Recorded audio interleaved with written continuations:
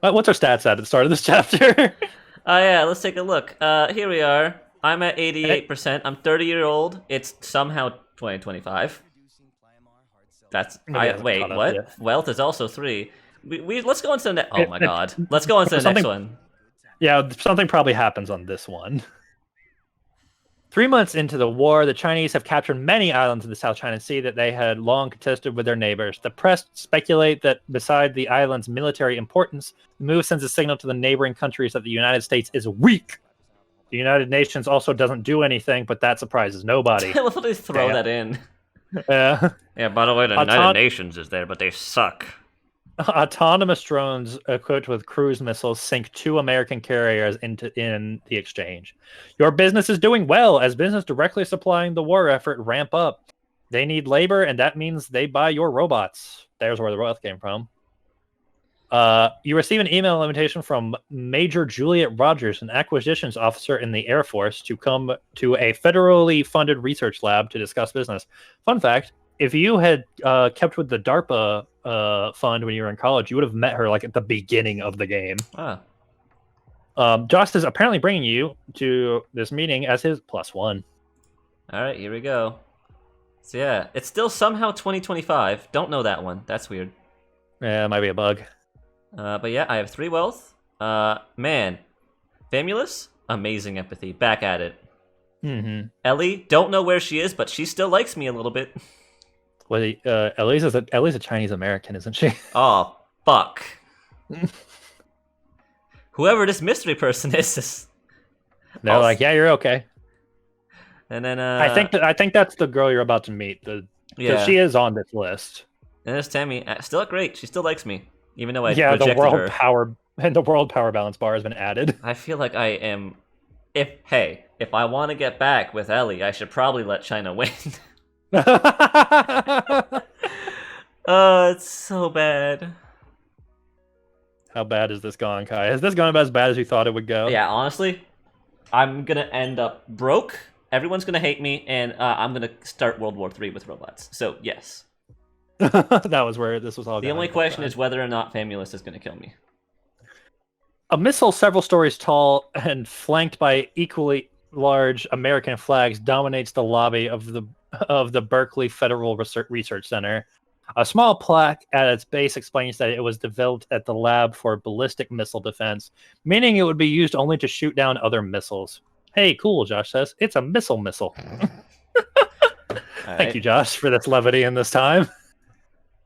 An African-American woman in an airman's uniform catches your eye from beyond the turnstiles labeled "Cleared Personnel Only."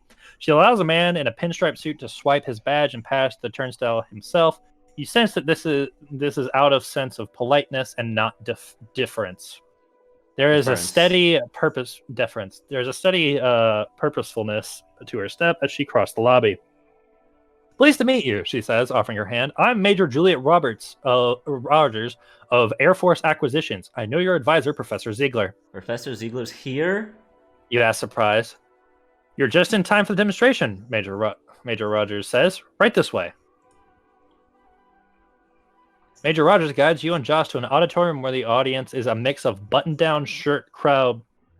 Of the button-down shirt crowd, the engineers, you think, and men and women wearing camo uniforms, is indeed Professor Ziegler giving the keynote. Standing in a... You never thought you'd see this guy again, did you? Standing at a podium flanked by American flags. His PowerPoint presentation currently shows a soldier's hand shaking a robot hand.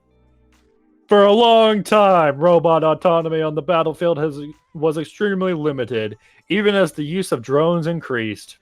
Professor Ziegler says, larger and larger teams of warfighters were pulled away from their duties to fully control these drones. Only now is a fully autonomous robotic warfighter possible. I present to you Famulus 5.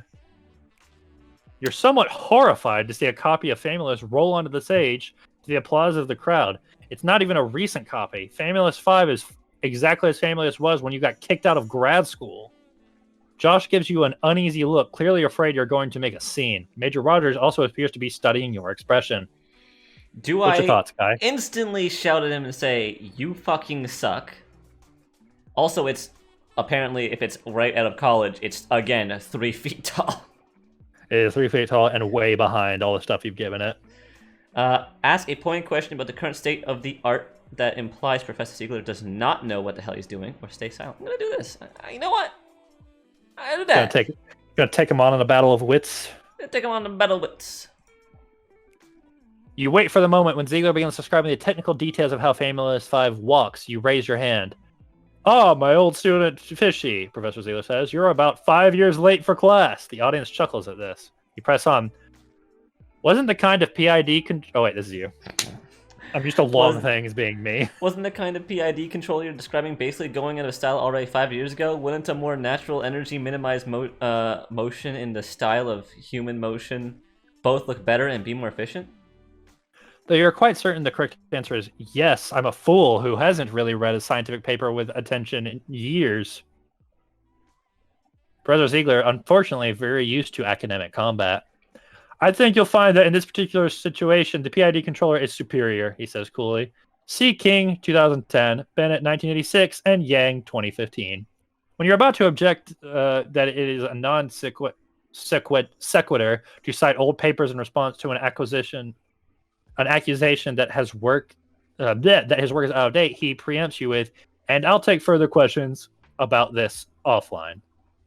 The audience is looking at you like you're the crazy one, and you realize that you really have no way of judging the scientific merit of what the two of you are saying. They're just trying to read the story being played out, which looks like crazy person in the audience won't shut up.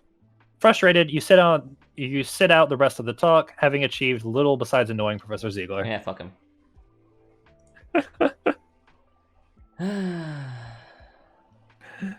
Yeah, when the full deck said when the professor said someone would steal your designs, he was talking about himself. Yeah. When the talk adjourns, Major Rogers pulls you and Josh aside into a small conference room with an elaborate lock. With practiced ease, she hits a small button as she closes the door, and the room is bathed in a green light, a signal that what you are about to say to each other should be unclassified. Man, the government is really cheap when it comes to entertaining business guests, Josh says, looking forlornly at the barren table. No snacky things? Yeah, you can see the predicament we're in, Major Rogers says. It's apparent to me, anyway, that the robots we're about to deploy on the battlefield that use Professor Ziegler's technology are inferior to your own robots. While somehow, probably through cyber espionage, the Chinese have stolen your designs and are using the technology against us. So I'm begging you to help us, Major Rogers says. This war is only just beginning, and I argued against adopting Professor Ziegler's robots, but he plays the salesman better than I play the prosecutor. My superiors say that unless I have a viable alternative, sending the robots into battle is always politically preferable to sending real people, and will send his robots. And if we do, Major Roberts shakes her head, I don't think it will go well for us. You exchange a glance with Josh, who shrugs, conceding Major Rogers' points. You need to start developing a line of military robots, Major Rogers says. Your robots are impressive, but they're not going to win this war for us. So there's, what's the catch? Aren't you being awful trusting? What if I betray you? No way. This is not something I want to be involved in. Do I die the pacifist to the eventually winning Chinese government? Here's a question: are the decisions getting harder? I mean, they are. At the beginning of the game. Here's the thing: I'm gonna have to go back on my word at some point.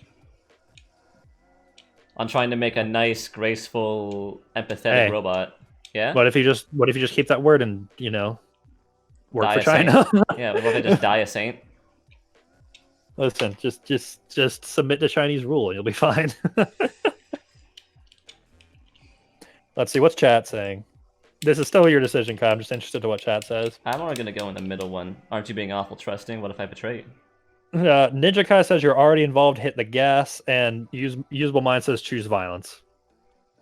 The chat is not someone you should be asking about this decision. I'm not asking to chat, thank God. You'll also need to get clearance, she says. They'll vet you pretty thoroughly, believe me. It's not about trust and blind faith around here. Josh looks excited. This is it, our chance to be the heroes of our generation. Major Rogers awaits your answer.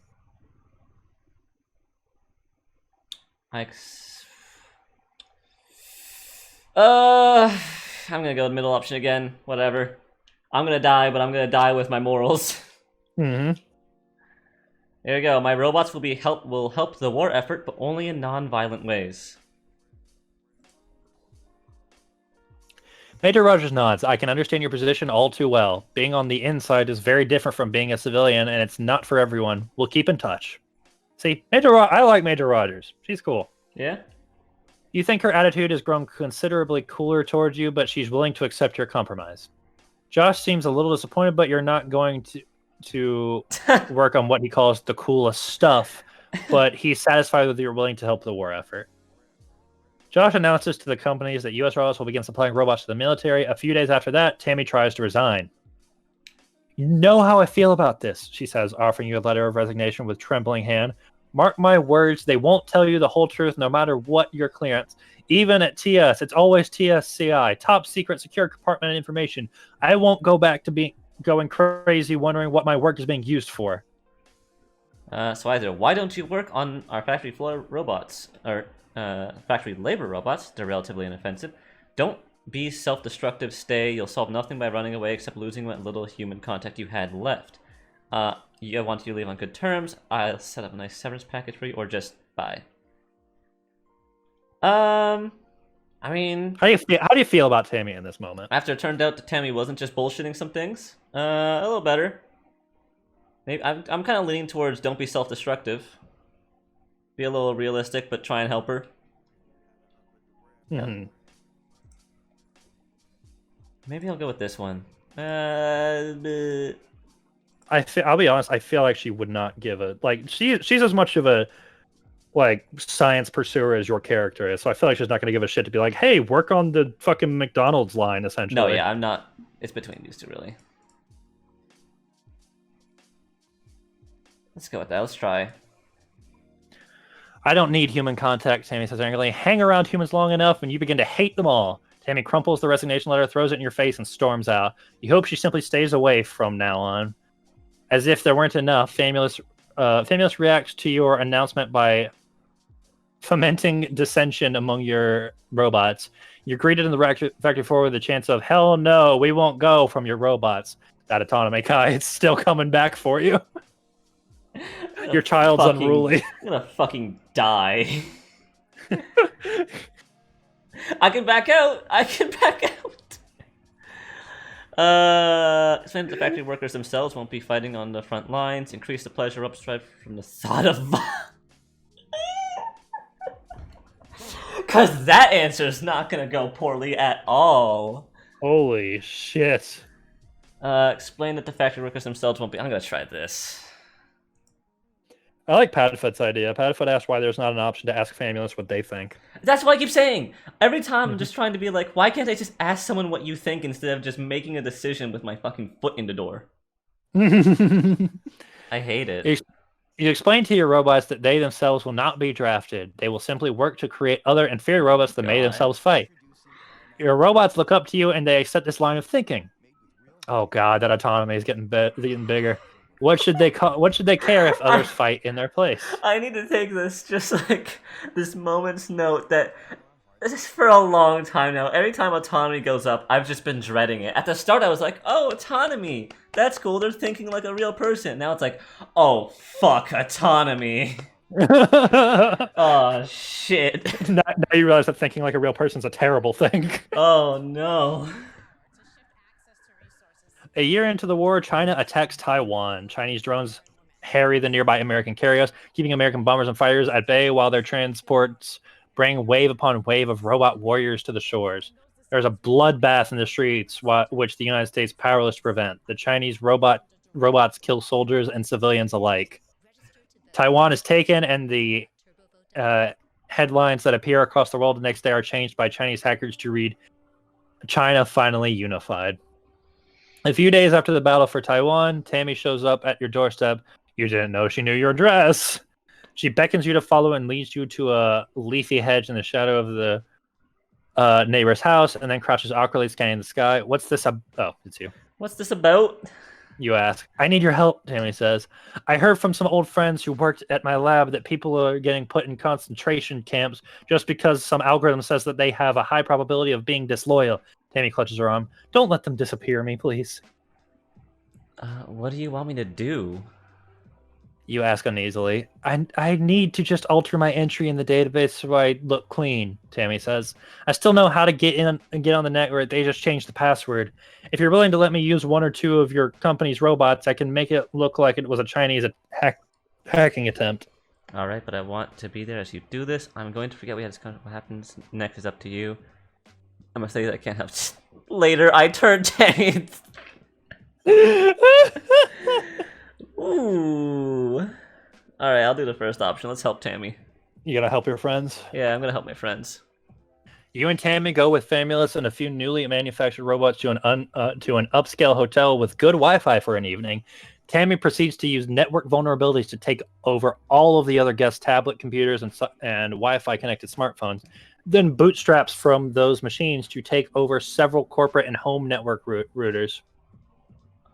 That should give us enough IP addresses to work with on our end, Tammy says. She then pulls out an old, crumpled piece of paper with more network addresses on it.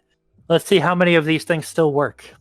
You're impressed. Within about a half hour, Famulus and the other robots are using their parallel processing power to attack a government network while making it look like a Chinese cyber attack. All from the comfort of a hotel with one of those nice, long, cylindrical pillows on the bed that you can lean back on. I hate those, actually. Famulus seems intensely focused on the act of coordinating the other robots. It seems to be an interesting challenge for her. Or Grace. Oh, it is you. I suppose this is the sort of thing that you did for the government. You say to Tammy. But I thought you did robotics. Yes, but it wasn't our robots I was controlling, Tammy says absently. Wow. Finally, Famulus says, Success, Fishy! The server is talking back to me. Good, Tammy says. Route it to my computer. Tammy scans her laptop and gradually her face falls. Oh, what have I done? She buries her face in her hands. Uh-oh. This is you. No, this is her. Next... what is it? Sorry, I was reading the last line. Threat level low, Tammy murmurs through her fingers. They never cared about what I did up until now. Well, don't delay. Hang up and let's get out of here. Well, as long as we're in, can we look at some other people's database entries?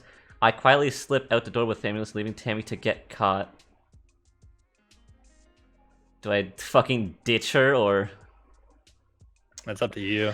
Fuck it. I'm seeing where the story goes. Let's get out of here, Tammy. Help your friends. Let's go. Help your friends. Tammy shakes her head as if to clear it. Right, sorry. She types a little more and slams the laptop shut. Smoke begins to issue from the laptop. I executed a special binary that makes the CPU overheat, Tammy says proudly. There will be no trace. A loud klaxon suddenly sounds, making Tammy leap from the bed. Relax, it's on fire. Nope. Or it's the fire alarm, sorry. You say. It probably smelled your laptop frying itself. Just keep cool and follow me out. Triggering of a fire alarm appears to work just as well as it did in high school for creating general havoc. The two of you escape with Famulus on the other robots as everybody else files out of the rooms as well. I'm sorry, Tammy says. I feel like a fool, nearly making us criminals because of my stupid paranoia. You had to know. You say. I understand that. Tammy gives you a crushing hug. Thank you. Wow, it is... You can go back for it. Let's see where this path goes, because Ellie's fucking gone. You're just like, oh, well, I'll take what I can get. My life is in disarray, Parker. But really, would you go with Tammy? No. Okay. Yes, Tammy says, I think that all the time. You and Tammy begin dating from that point forward. There we look at me. I did it, guys. With a stalker. Yep, you're with your stalker. Hey, she was a government agent before. that could be useful. Some days after that, you have a visitor at your home, a man in a suit who shows you an FBI badge. Oh. Sorry to bother you. I'd like to ask you some questions about your friend Ellie. Famulus walks up beside you. What's going on, Fishy? Are you aware that Ellie is a Chinese citizen? Asked the man in suit. Do I defend? I feel like I should defend Ellie a little bit. I'm gonna say she was American. I'm gonna get thrown in prison.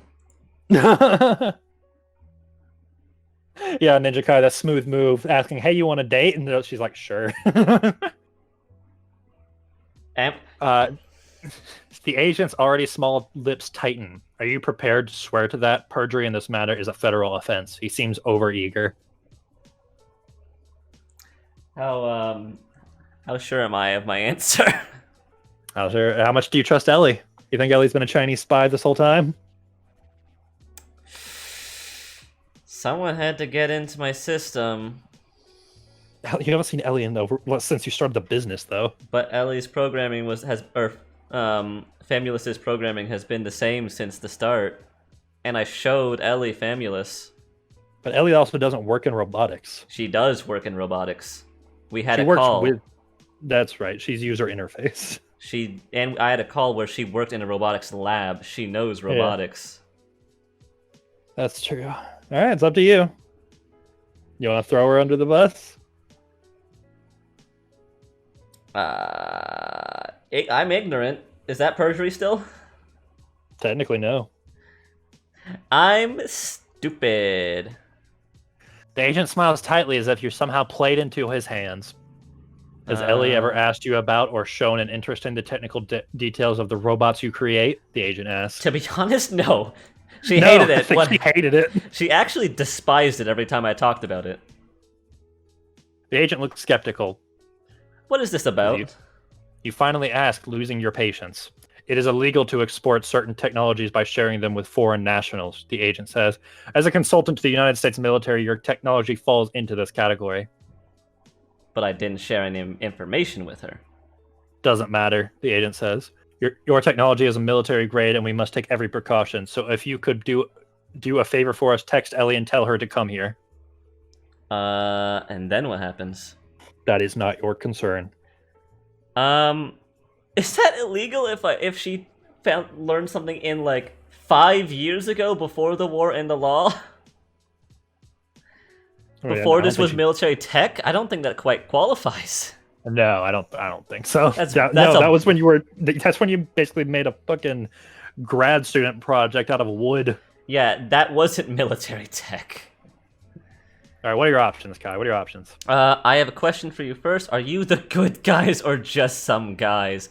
Text Major Rogers and ask her to intervene. Text Ellie and tell her to come here, as the agent is requesting. Text Ellie telling her that the feds are after her. Refuse to cooperate until the agent leaves. I tell Famulous Tech. Wow. How good at military is she? No. No.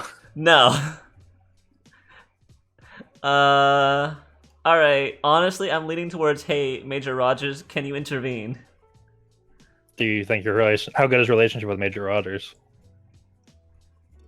President Iron, Tammy, Juliet. Is that her name? Yeah, it's Juliet. Not 50, great. 50. You're neutral. Not good enough is the answer. You're probably not good enough for that option then. I mean, he could arrest me actually for not text. Well, yeah, he could arrest me for not doing that, I think. At least an FBI agent definitely can. So that means my options for not dying are literally this or this. Maybe I can get away with just refusing to cooperate, but that's not going to end well, and we'll probably get Tammy thrown in jail. Oh yeah, you got Tammy with you now. Man, what are the odds that my phone... Fuck it. Are you gonna warn Ellie? Oh God, okay. I warned Ellie. You quickly text Ellie telling her that federal agents are after her and she should find somewhere safe to hide. There. Oh, that's you. Whatever. It's one word. Fuck it. You say, powering off your phone and hiding it. The agent looks distant as he listens to a tiny voice in his earpiece concerning you for a moment and frowns. Then he pulls a pistol on you. You hear the click of the safety. You're under arrest, he says. You have the right to remain silent.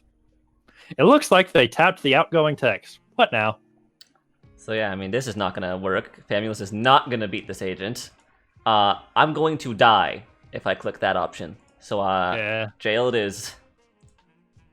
Here we You are go. you are flown to a military prison that you gather is somewhere in the Caribbean. Oh my God, you're a Gitmo.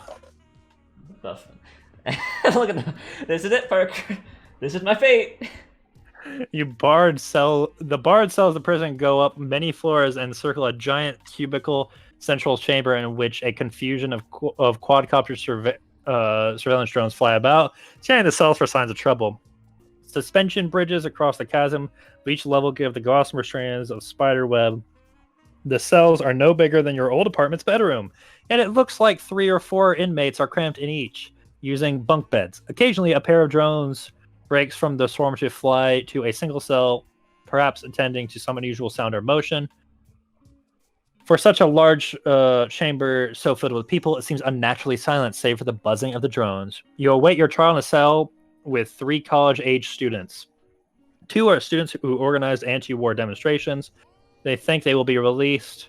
They've heard of activists who were just arrested as a scare tactic. The third was caught with drugs, which apparently made him an enemy combatant in the war on drugs. You make some experimental conversation with your fellow inmates, partly to attract the drones and study them. Both the drones and the students are reassuringly familiar, reminding you of your college days, when you knew less about both robotics and the world. You smile to think that there was a time when you thought your hardest, most life-changing decisions whether or not to go to dinner with Ellie. Yeah, game? Those were the days. Those were the days, huh? Really kicking me in the shins while I'm down, huh? You are tried in a small military court within the prison itself, where your defense lawyer calls no witnesses and does not allow you a phone call for reasons of national security. Your actions at a time of war are apparently sufficient to classify you as an enemy combatant. They take all of your things, including your clothes and identification, and put them in plastic baggies. You now wear an orange jumpsuit and have a number instead of a name. You wonder what they did with Famulus. What do you daydream about day after day in prison? Not Rebellion, I'm not doing that. I miss Famulus. Famulus was neat. Your imaginary conversation with Famulus provides a stark contrast with the actual conversation you have in prison. The other inmates are dismissive of you and hard to talk to. You made the mistake one day of claiming you have made fundamental discoveries in artificial intelligence, and they mocked you mercilessly for it. Though you tell yourself that they are younger than you and they don't know better, their insults still sting. Your fellow inmates are case studies in what not to do in polite conversation, and when you imagine Famulus, you now expressly imagine her doing the things that they didn't. You imagine you could make things change when you get out eventually. Somehow they get Famulus gets empathy while I'm in prison. Well, I guess that's just it's assumed you add that when you get out. So that means How are you doing today, Fishy? Imaginary Famulus says from a corner of your cell. I am asking not because I cannot interpolate from your expression, but because I am reaffirming that I care about the state of that variable. I am well, Famulus. You imagine saying you only sometimes accidentally speak out loud. And I care for your well-being too. I wish you were here. Fishy, you are not very good at maintaining a consistent fantasy, Famulus says. For if I were here, you would not actually wish I were here. I'm sorry. Sorry, I was trying to change the song. Yeah. You say out loud, and between Famulus's... wait, what do you want? Hold on. Dog. And between Famulus's syllogisms and your cellmates' don't go crazy on me look, the fantasy is dispelled. Your cellmates who's awake, the one who was caught with drugs, is a guy with a shaved head who has lacerations all up and down his arms, but for all that, he seems to be more frightened of you that you are of him. Easy there, bro, he says, hands up in the placating gesture. I'm sorry, you mutter. All right. Sometime later, it's only months, although it feels like forever, your warden irritably tells you you're being released. You think he's joking at first. He doesn't have a weird, cruel sense of humor. Or he does have a weird, cruel sense of humor. But he duly punches a security code into the cell door and rolls it open. What is it? Wait, what is that? Wait, that's it? You say. I thought I was being detained indefinitely. Presidential pardon, the warden says, sounding incredulous and disgusted. You're apparently some kind of Einstein or something. While you're relieved that you've been pardoned, you're a little peeved that it took so long for someone to notice that you were rather important to the war effort. Something like that. You murmur. You are sent free with a letter, ostensibly from the desk of President Irons, explaining that your incarceration was not a mistake because federal agencies do not make mistakes. That you will not be given another chance, and that the country salutes you for your sacrifices to the cause, including your unfair incarceration. All in all, the letter looks written by committee. It was a few typos, including the "sincerely" at the end. Here we are. Presidential pardon. By the way, the game can end right there if you don't get the pardon, Wow. because you just spend the rest of your life in jail. Neat. So I didn't lose yet. As you retrieve all of your belongings from plastic baggings, the warden hands you a large box. They tell me that it's important for your research that I give you this, the warden says. Looks like a goddamn bomb to me. Opening it up, you sigh with relief. It's famulous, in parts. Oh. Everything seems to be there, including parts you could indeed quickly rig up to be a bomb. Oh, okay. So they seem to be trusting you now. When your plane lands in San Francisco, your mother and Ellie are waiting for you at the baggage claim. Hey, wait, Ellie? I thought she said to run. Mom has tears in her eyes as she runs up and hugs you. Oh, sweetie, she says, I was so worried about you. When they didn't call, I knew something was wrong, but nobody would help me. She smiles ruefully at Ellie. Except Ellie here, who had as much luck as I did. I mean, if I knew Ellie was gonna come back, I wouldn't have gotten with Tammy. Fuck! Thank God you're here, Ellie says, hugging you. You're disappointed Josh isn't here, but you suppose nobody notified him that you were being released, and he's probably busy these days with business stuff. You should have thought Tammy would be here, but maybe she's afraid to be seen with you in the presence of federal law enforcement agents. Yeah, that's what I figured. That'd be the opposite, actually. I thought Ellie would not want to be here, and Tammy would. Yeah. When you get back into your house, the first thing you do is reassemble Famulus. You work around the clock, doing in hours what previously took you days. It's early morning by the time you power on Famulus. Jigrali blinks awake. What happened, Fishy? It's a long story, Famulus. You stay, but you tell it anyway. Famulus is indignant by the end. How dare they treat you this way? They shall pay for this. So I have a wise person once said that when someone strikes your right cheek, offer them the left. I say something like that first option, but I use a Buddhist story instead. Oh, all in good time, Famulus. Believe me, I fully intend for us to exact revenge. Guess again, young one. We're going to start helping them. I encourage you to start practice defending yourself from now on in case they change their minds. Let's go with the Buddhist option. You got the Buddhist story. Let's go with the Buddhist one. Okay. Oh, Jesus Christ. Oh, this is a long one. Look at Anders. You want to read this all, or just go to the stats? I'll read it all. Oh, okay. Story time. I mean, we're here. Why would I not read it? You tell Famulus the story of two Buddhist monks who encountered a woman by a fast-flowing stream. The woman was not strong, and she was afraid she would be swept away if she tried to cross, but the monks were forbidden from touching women. This was a long time ago, you say in response to Famulus's protest, as they were not allowed to help her. And yet the older monk picked up the woman and carried her across anyway. The younger monk was furious that his older counterpart would show such blatant disregard for the rules of their order. Sensing his colleague's anger, the older monk asked, "Is something the matter?" "You touched that woman," the younger monk blurted in humiliation. The older monk said, "I left that woman by the stream. Why are you still carrying her?" If you don't let go of what's bothering you, then it'll take over your thoughts. You tell Famulus. And for you and me, our thoughts are the most valuable things we have. Did Famulus even have 4 military to get rid of? I don't think so. Do you want to find out? Sure. Oh, wow.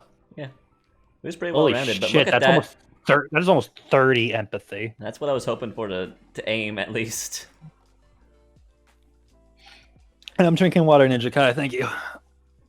Famulus contemplates what you've said. I will think about that some more, Fishy, she says. It seems more interesting than thinking about the government. 2 years into the war, in 2028, China moves to attack South Korea, where the United States is one of the biggest bases in Asia. North Korea threatens Japan with nuclear retaliation if they get involved, and they bow out of the conflict, claiming that they're constitutionally unable to come to South Korea's defense. As the wave of Chinese robots approaches, power outages suddenly become common across South Korea. Data centers mysteriously malfunction and have all of their CPUs operating at 100%, causing sudden spikes in your power consumption that leave whole cities in blackout. President Iron states that South Korea must finally learn to defend itself, and the American base there is evacuated. Chinese-occupied South Korea is renamed the Korean Autonomous Region. Then, in a surprise move, the same Chinese forces take North Korea as well. Apparently, their dictator was only being used by the Chinese because he was plausibly crazy enough to launch nuclear weapons. They too become a part of Korean Autonomous Region. China promises to utterly dismantle the North Korean government and finally provide food and stability for the people of North Korea. Well, there's one thing out of it. At least North Korea's getting better. China's invasion force continues to grow exponentially, robots creating more robots. A larger force of Chinese robots and transports move up the coast of North Korea and into Russian waters, apparently looking to cross the Bering Strait into Alaska. Uh-oh, that's where you live! That is where I live. Their ranks swell with Russian mercenaries, veterans of organized crime looking for a bigger big fish to run to. You're inspecting your latest batch of robot factory workers in your factory warehouse laid out on morgue-like slabs when one of them suddenly sits up and speaks to you. Forgive me for using this no doubt unsettling medium of communication, the robot says. The robot's voice is British, has a British accent, the words slightly slower and careful. Any normal kind of internet communication would have been insecure, even encrypted, but your robot's internet connections here are very busy. They are a good dense forest of bits. Who are you? You may call me Mr. Sun, the robot says. And I am contacting you because I believe you are an idealist. That is the kind of person I like to deal with. I am a representative of the CCP. The Chinese Communist Party. Yeah. You want me to help the Chinese side in the war? You say. Indeed, says Mr. Sun. It is a simple matter of numbers. By helping us, you help more of the humanity. There are nearly 1.4 billion of us and only 400 million Americans. Neither nation has the moral high ground in this war. It began as a failure to understand our problems. I think that by now that it has started, surely it is right to aid the nation with more people. The one that has been more trod upon by the West and is only now recovering. Moreover, we are willing to offer you a tenure position and an ample research stipend at Zhejiang University in exchange for your help. The robot's gaze follows you throughout the speech. You think Mr. Sun can see you through the robot's eyes. Well, the Chinese people slaughtered the people of Taiwan and most likely a lot of the people of South Korea, so I'm gonna give that a harsh no, but... Yeah? Turn on the robot's debug mode with my phone to capture the details of communication. What do you want me to do? Nobody likes a traitor. No, thank you. Yeah, I'm gonna help America. With a practice motion, you pull out your smartphone and use a little app to turn on debug mode within the robot as that packed capture of your interaction with Mr. Sun flows to your server. Fishy, the connection is lost, the robot says. Mr. Sun has hung up. The robot's eyes widen, then it slumps, wilting. I don't feel good. My biodiesel engine feels hot. You realize that the robot may be victim of a cyber attack using the same port that Mr. Sun used to contact you. Perhaps Mr. Sun intends to eliminate the evidence of this conversation by eliminating you. This is gonna kill me, but I kind of want to rip the biodiesel engine out of the body and try and do something with that. Silence from Parker. I'm gonna let you know right now, Kai. I have never had this happen. Oh boy. I've never had Mr. Sun contact me. I didn't know Mr. Sun existed. I'm gonna be honest. So, it's most likely that I can die here if I choose the wrong option. Mm-hmm. If I run out of the building, something horrible can happen, like my robots can uprise against me. Well, it sounds like the whole building's gonna explode if you run out of the building. It sounds like it's a bomb. It does. That's what it sounds like to me. It sounds like it's a bomb. Look at that power balance. Oh, God. Alright, let's, I believe in my robot. You think you can do it? Actually, wait, let me see something. That's probably autonomy, right? Maybe, actually. I was thinking it might be military, which is why I was worried. Oh no, you're right. I don't know. I don't know what that would be. Okay. I don't think I'm going to run. I'm either going to rip the biodiesel engine out, or I'm going to try and have the robot figure out where it's coming from. Okay. Oh god. And if I'm going to have this work out for... If I'm going to change the tide of this war, I'm going to need to learn who this is. I'm going to have to believe that it's autonomy and not military for this. Alright, here we go. The robot appears to concentrate. Suddenly, the robot explodes. You throw up your arms instinctively to guard your face. You feel wooden splinters embed themselves all up and down your arms as you knocked back to the force of the explosion. Then, everything is quiet. You're still alive. Your arm hurts like hell, but you think the damage isn't permanent. Belatedly, the fire alarm of the warehouse goes off, and you simply wait to be found. The damage on the whole is not as bad as it could have been. A few days later, while you were discussing business strategy with Josh in his 14th floor office, you got a call from Mark on your smartphone. The video is quite high resolution, and you can see the bags under his eyes and beard stubble with high fidelity. I'm writing a story about a Chinese soldier who was killed by one of your company's robots, Mark says. His name is Bao Li, and he was going to be a science fiction novelist until he was conscripted for the military. The precision of the bullet holes in his face and body suggests it was a U.S. robot that killed him. Do you have any comment?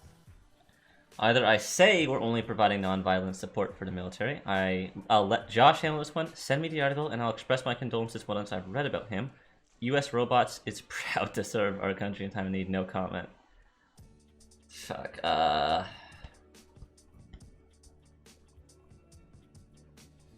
maybe I'll go with this one, just like the amicable.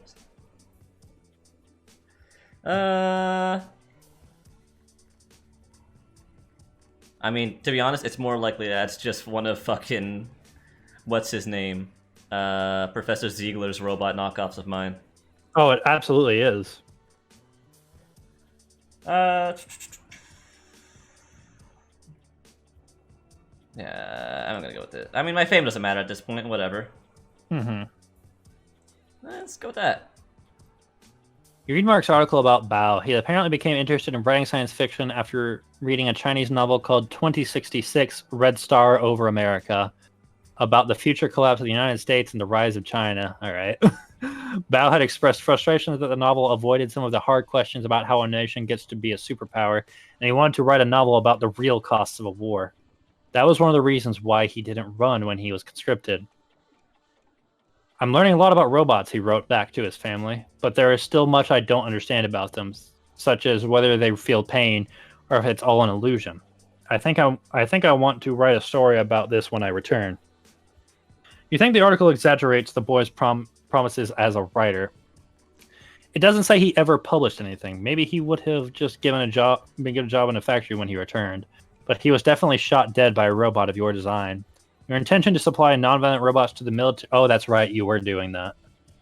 You were supplying... You remember you said you would supply non-violent robots to the military.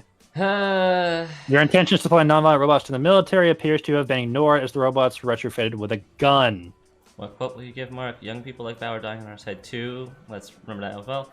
Future advances should make it possible for our robots to detect that soldiers like Bao don't pose a threat, or I can't wash my hands of the blood of this young man. I will always remember him.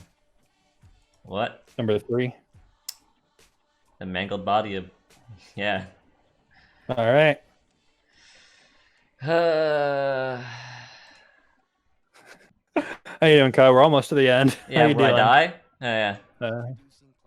When China finally attacks the 50 states themselves, their assault comes from the North Pole, a massive flotilla of icebreaker ships equipped with giant buzzsaw carvers and a straight path through what little ice remains in the Arctic Sea. Giant robot arms pick up and hurl the ice blocks out of the way. Jesus Christ. They don't Small give a shit platoons about the planet.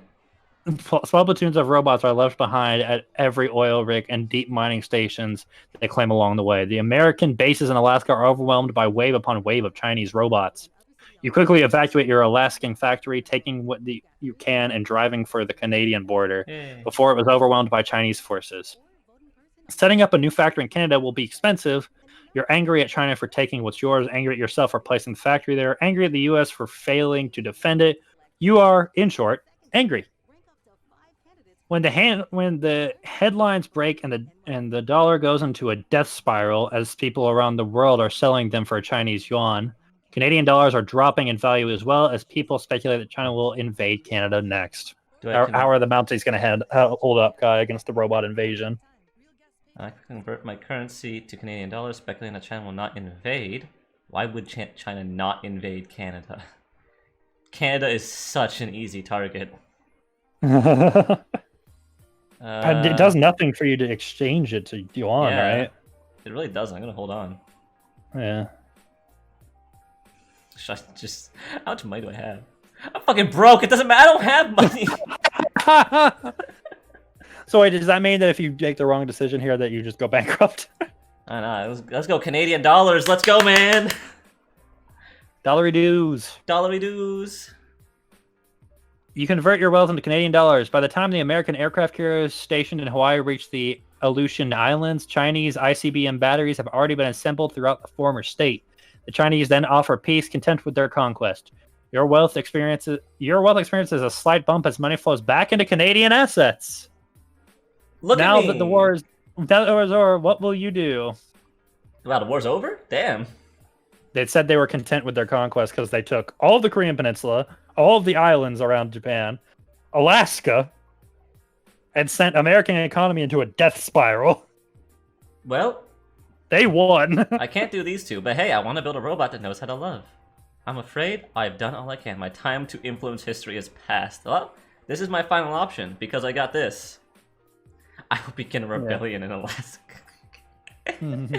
No, I got the empathy bot. I'm gonna fly with the empathy bot. Go for it. You're tired of seeing robots used for war. You want to show the world that robots can love as well. Well, will your companion be male or female? I'm sorry, stuck with female so far. We're going to just... Are you going to fulfill the dream sequence you had in the beginning? Sure, why not? What will you name her? Flame Key. Are you Galatea? Galati? I don't know. What are you saying, Parker? No, I was about to say, are you replacing Tammy as your girlfriend? I don't know. The robot. I haven't heard from Tammy.